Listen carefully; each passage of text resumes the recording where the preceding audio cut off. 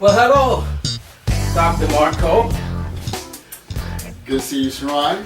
Thank you so very much for having us here at your clinic. Greatly appreciate it. How you been? I've been good, brother. I've been really good. Busy, but I'm doing really well. Getting any kind of rest? You know something? But what's rest? You tell me. Listen, I wanted to talk to you about a few things. First, I want to talk to you about your history. Yeah. Are you from LA? Are you from here? You know, that's a good question, CHERON. Yes, I am from Los Angeles. I was born and raised actually in Hollywood at Sunset Hospital. Yeah, 6 o'clock in the morning time. So you're from here? I'm from Los Angeles. And you went to school and everything here? Yes, I did. Yes, Isn't I did. that something? Yes, I did. I learned that you like sports. Love sports. Basketball is your choice, huh? Yes. Love basketball, play basketball. I was a point guard. I also played baseball, but basketball was my first love. Yes, and so. You get a chance to play any lately? Anything? Let me tell you something, man. We get to my age, I wish I can go out there and play now. I do a little bit with my son, my middle son, but I miss it. I used to play all the time. Back in the heyday, you remember that time? Oh, yeah. Over at Fairfax, sure. Man, we used to ball all the time. So, but those days is just, it's all consumed with working with the kids, and but I wish I could go back out there. With basketball being a love, do you have a favorite pro team? The Clippers, the Lakers, Let me somebody? tell you something, I like Golden State. Are you a real Golden State fan? Like when they were down and out, and then they got carried? You know, that's a good question. I really wasn't big on Golden State years ago, but in the last 7 years when they changed coaching, and when they got Bill Walton's son, Luke, Yes. Yeah, Luke. because I like him. So, and he's a good coach. So when he went over to Golden State, I like Golden State. Yeah. Yeah. And I like Stephon Curry too. He can ball. You think he's really making those 3-pointers from outside in the moon somewhere, or is that fake? It's fake. Fake. Come on now. I can make those shots like that. Yeah, Kerry. Speaking of sports, they just got what's the guy? You talking about That was with Westbrook. you talking about Durant something. Durant. Yeah. Kevin Durant. So how are they doing with him? Just staying on sports for a second. You know something? Now, to be honest with you, I haven't been keeping much up with them. Right. But I think they got #1 seed. I think so. Really? I think so. So it's between them and San Antonio Spurs. So I'm not sure. Don't quote me on that. But it's So I don't know. And being a doctor, Yeah. did you want to be a doctor when you was a young man? When you was coming up, did you want to be a doctor? Actually, no. No, don't take this back. I did not want to go into human medicine. Actually, I went to school to UC Davis, and I was going to study veterinary medicine. So I actually wanted to be an animal doctor back then. So I wanted to be an animal doctor, and so I remember at Davis that this advisor said, listen, you have to be certain if you want to go into this path. If you really want to do animal doctoring, you have to make a choice on that. And I realized that I like animals, but it wasn't my first love. It was humans. And and that made me kind of steer in that direction. So, but I actually wanted to be a veterinarian. Do you believe it? I didn't know Did that. you know that, brother? I knew. Well, You know that. I kind of knew a little bit about you liking Right. ant farms, but I didn't know where that was. I didn't even see that coming. Yeah. I really did. And Right. then you did human, so Right. I just said, well, I don't know, but I'll ride with it. Yep. Isn't that amazing? With the animals, you wasn't afraid of getting bit and their attitudes and the Man, dogs? I mean, How do you you deal know, with man. that? I mean, you know my dad. Yeah. So he was an outdoors person. We used to go camp all the time, and we used to rough it up in Yosemite. You went to Yosemite up there. Yeah. So, man, it was, so being that type of environment, you learn to not have that fear, in a sense. Walking around snakes and, crazy critters, cougars or whatever, or even bears, it doesn't matter. So so I grew up with that type of environment with my dad, and so bugs and critters didn't bother me. And I know it's kind of odd and strange. They became my friends, like Dr. Doolittle. Before I move on, Go ahead, brother. I'm going to take a brief pause, and we'll come right back.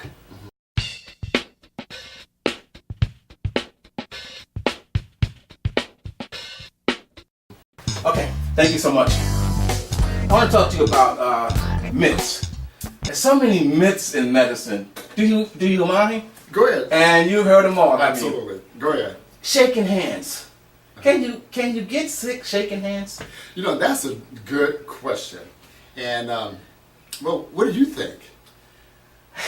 I mean, I look at certain celebrities and the term germophobic and people doing the elbow and the fist pump, and I kind of think there's something there. When I look at people and they rubbing their nose or the sneeze and then they shake your hand, I kind of think something can be transmitted, but I don't think it's more than a cold. Is that so? Is that the way it is? You know, that's interesting, Sharon, because, you know, back in like the 1800s, there was a particular doctor, I forgot what his name was, but he started noticing that patients were dying on the operating table when doctors were doing surgery on them. And he was realizing what's going on with this. And he noticed that the patients that were dying, the doctors weren't washing their hands. So he did a study on this. He said, okay, let's see if we can wash our hands and let's see what will happen about the patient care. Surprisingly, what he found out, that when the doctors washed their hands, the death rate went down. That's the reason why he introduced the practice of septic cleaning. Wash your hands thoroughly. So in medicine, many of the surgeons will wash their hands for 2-3 minutes at a time. Make sure all the germs is off. Because now we know through scientific fact that the biggest transmission of germs is from the paws. So Absolutely. is it the dirt or is it the oil in your hand? What is it? Well, you know, it's because remember you're looking at communicability, diseases, whatever. So let's say, for example, how many times you see people when they sneeze or when you use the restroom, how many times they're really washing their hands? That's true. Come on, let's keep it real. That's true. That is Let's true. get true. And then when you shake your hands, what's happening? They are transmitting those germs onto your hands. And if you rub your nose, put your hands to your mouth, guess what? You get those germs. So is there truth to those sanitizing hand cleaners? Do they actually work? Are they killing the germs? You know, they should because it's alcohol based. Usually alcohol is a very strong element, and so it will kill most of the germs. But I hear that the alcohol dries your skin. It does. It does because alcohol itself is a drying agent, but it also kills viruses as well. Not every virus, but it kills a good majority of those bugs. Okay, but you have to put lotion on after your hands, after you kind of put alcohol on, because it will dry out your hands. Absolutely. What is the number one? I hate to use the word killer, but what is the number one out there that's just taking people out? I know cancer is, but I'm thinking diabetes maybe. You know, but it depends on the demographics. Oh. You know what I'm saying? For example, if you're looking at, if I'm looking at the demographics, I'm looking at whether black, white, Hispanic, Asian, because each one of those demographics will have a different type of disease attached to that ethnic person. For example, with black folks, black men, high blood pressure is a number one killer for black men. Strokes are, okay? And so is diabetes. It's high in there because, you know, many times because of diet related.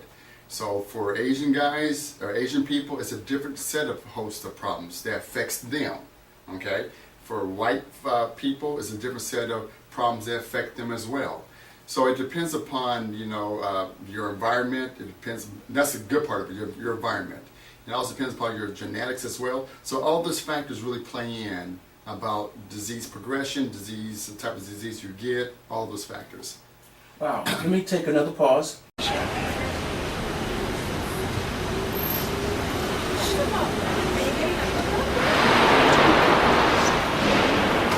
Okay, welcome back. I'm here talking with Dr. Mark Cole. Dr. Mark, what are the concerns on your heart that you like to speak of as a doctor? What would you like to tell the CHERON Moore Show audience about medicine, about health care, about yourself, or in general, before I get to the questions again here? Well, no, Sharon, I think for healthcare, for people out there that listen to this message, I think my biggest concern, or the biggest advice I want to share with them and even with my clients here is take control of your health. Be proactive with your health.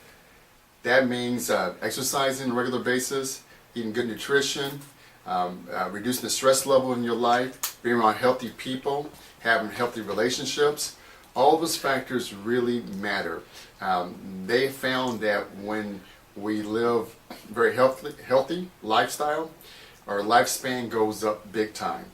So for me, I like to see medicine more focused on natural medicine, versus taking pills to solve things. I'm not against pills, but our first choice would be is to do things more naturally. That's where I want to kind of focus, my attention on nowadays. Well, I know as we're going to speak about a little bit later here, the kind of medicine and the kind of patients that you see and help here. Does the emotions ever get in there? Do you ever take it home? You ever get emotional about it? Oh, absolutely. Sharon, like I said, I've been in this field for over 20 years. I've been in this particular clinic for 13 years, and the medicine I do is addiction. And you get really tied in with your patients. You really do. Because most of my patients have been here for years, and it's not like they come and go. We form families. They become my friends. I become their friends, and it's that love and camaraderie that we have formed. So when they have a tough day, I have a tough day. When they're not doing well, I'm not doing well. And unfortunately, I had to bury several of my patients in the last couple of years. I had buried one last year. That was very hard. She was in my program for over 10 years. And it was a great loss to the clinic. And so it's hard. This medicine, I love what I do, but it's a very hard emotionally in this field, because you're seeing a lot of broken lives. You're seeing kids that are starting off in drug addiction at a very early age, and the parents are crying inside their heart, hoping that they get better. We're seeing husbands and wives going down a bad pathway because of this addiction. So it is emotional roller coaster. There's nothing else I say about it, and our job here is help to bring them back to sanity, to bring them back to living a good life. Get rid of their addiction, learn to have hope and have faith, in themselves and in God. What is the comparison, and do the medical field allow you to discuss this herbal? Do we call it medicine, herbal medicine, opposed to the medicine itself? One, are you allowed to talk about herbal medicine because of the other kind of medicine? And then two, what are your views on both? And those are good questions that has been debated in the last 100 years. Traditional medicine versus herbal medicine. But something, my take on it is, again, for me, from the grassroots, is that natural to me is usually the best way, and I try to focus on that. And because if you look throughout time, the first medicine was herbal medicine. Westernized medicine didn't come to existence not until the last 100 years. So for 1,000 years, it's been herbal medicine. The Indian population, the African population, or it doesn't matter what population, they rely a lot on natural herbs. So that's always going to be around. And for what we do is that there's a need for Western medicine, there's a need for herbal medicine. Our job is to try to our ultimate job is to bring healing to that person. And wherever that may take, that's our goal, is to do that. What's the best remedy? What's the best medical method? Whether it's herbal or whether it's not herbal, we're going to try that, hopefully to get that person to get the healing that they need, the physical healing that they need. So really, it's not saying one's better than the other. It's for us. It's then what's the best route for that particular person. If a person has high blood pressure, they may need medical intervention for that. But we will also combine herbal intervention like nutrition, so they both can go together to solve that problem. Okay, so there's nothing in legally that would warrant not to speak about either one of them. For me, we speak about both of them here. So it doesn't matter because the law does not prohibit to speak about, any type of medicine that's in the best interest of that patient. They're always saying that medicine is such big business also, that a lot of places don't even necessarily need to give you this much or give you medicine or blah, blah, blah. That is big business. It's big money business. What do you feel about that? It is. We live, because we keep it real, and that's probably one reason why you have me on film, because I tend to keep things real. I love it. That's why I want to talk to you. This, so I'm keeping it real. All right. So medicine is a very big business. The pharmaceutical companies have made billions of dollars off of medicine, and many times we don't need all this medicine. Thousands of people die each year because of the wrong medication. So my thing is that, unfortunately, money does play a big part in this, and it shouldn't, because we live in a capitalistic society, and capitalistic society basically means that it's money driven. Unfortunately, it's not always compassion driven. It's not always empathy driven. It's about how can I make big dollars, doing this type of procedure or giving this medicine. So what we need to start getting back to the grassroots about medicine is about how can I help this person, whether I get paid or not. It's about compassion, empathy. So, unfortunately, we have gotten away from that in medicine. We have gotten away from, those factors that really why doctors in the beginning went to medicine, because of compassion. Okay, so we need to get back to that. How do you stay in compliance with the confidentiality thing? Isn't there things you would want to say or want to do, or is there ever a time where that can be compromised in any way, and things can be done because they don't want to really do a certain thing and you can't force them? So is there anything that can be done or coming up in the near future where that law can be, I like the word wiggled a little bit, to help them out when they're stubborn, when they're older, when they're cranky, when they really need it? Okay, I'm not fully understanding. I was hoping you'd get that one. This is my friend, I can say that. Confidentiality is pretty strict. Yeah. But what if you need to tell someone about this person to help them? It could be other medical, it could be legal, it could be in other ways. Is there a way to be thought about that? And those are, again, you throw some good questions out there. Sometimes confidentiality can be breached when it's in the best interest of that person.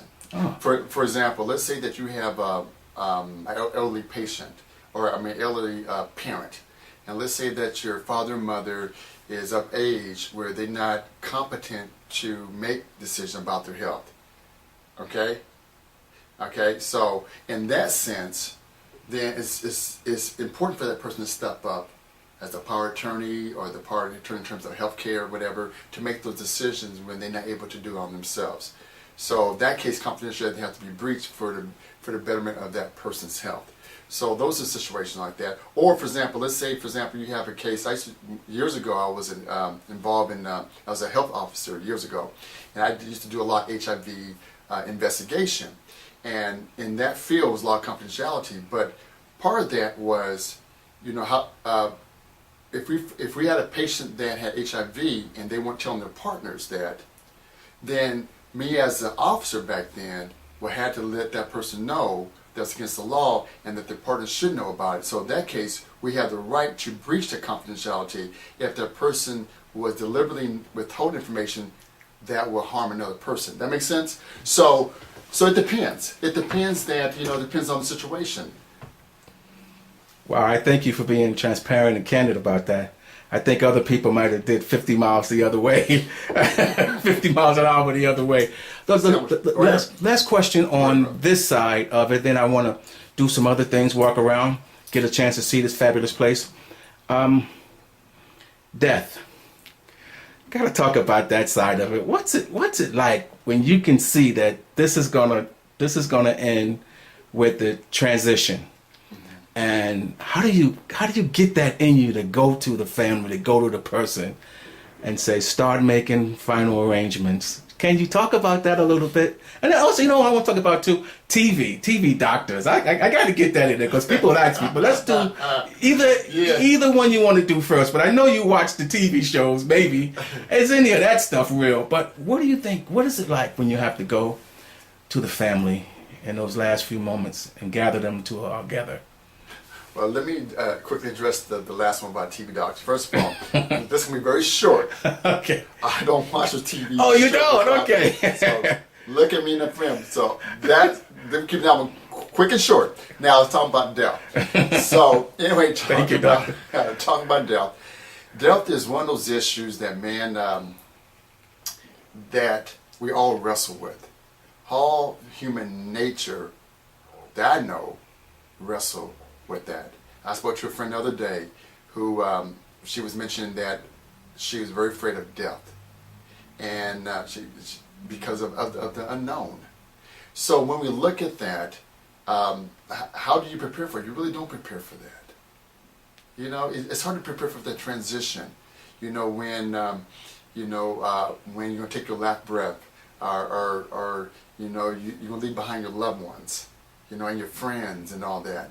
I thought about that. I have 3 kids, and and it's hard because that one day they're gonna move. That you're gonna move on, and you don't really want to think about it too much because that's the reason why now I live in the moment now.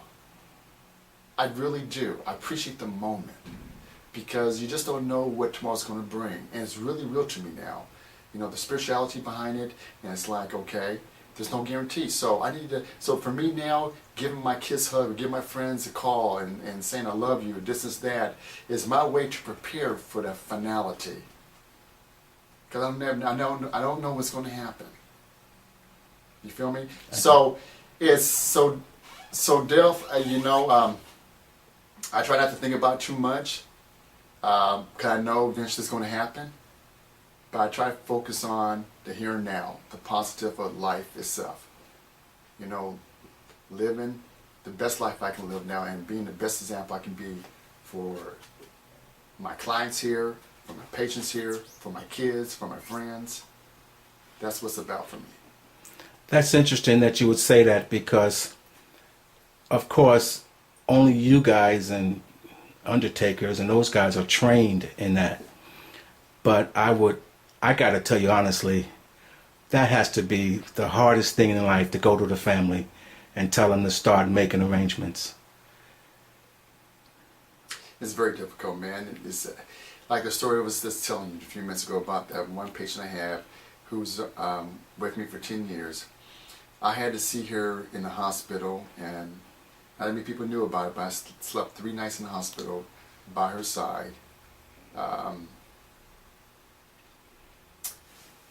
And those moments, you really just kind of see,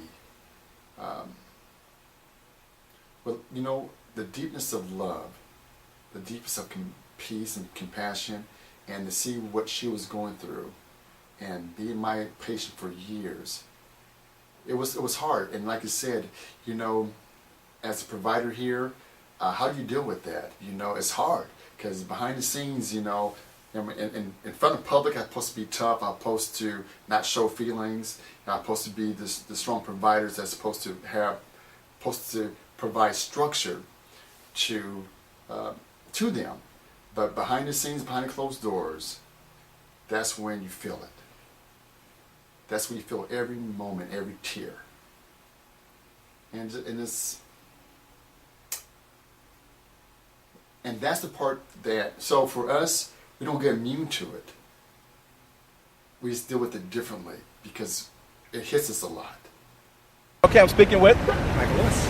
Michael, talk as loud as you can into the camera. How do you feel about hospitals these days?